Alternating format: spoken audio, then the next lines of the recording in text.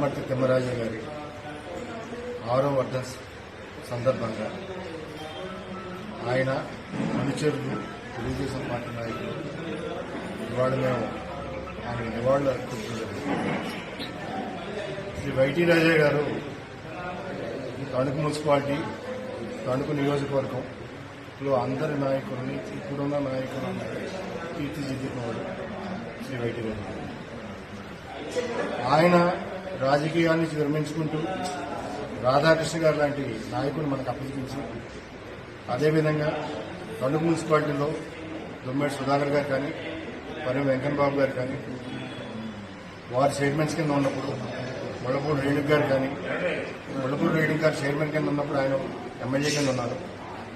తణుకు పట్టణంలో జరిగిన అభివృద్ధిలో ఆయన మార్పు అన్నది చాలా సుస్పష్టం. ఆయన చెప్పిన కార్యక్రమాలు ఈరోజు కూడా జరుగుతున్నాయి.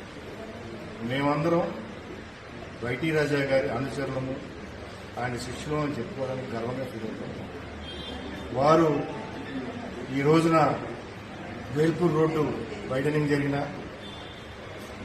తణుకులో ఎన్టీఆర్ పార్క్ వచ్చిన, పార్కులు అభివృద్ధి జరిగిన ఆయనకు ఒక ప్లాన్ ఉంది. ఆ ప్లాన్ ప్రకారమే ఆయన చెప్పి చేసేవారు.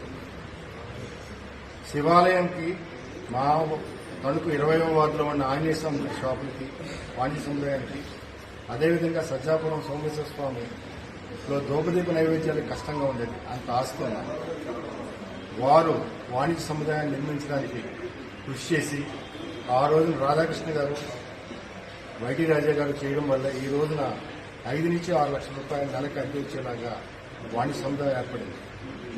తణుకుని వైటీ రాజా గారు లేకుండా ఊహించుకోవడం అనేది చాలా కష్టమైన విషయం. వారి ఆత్మకు శాంతి కలగాలని చెప్పి కోరుకుంటూ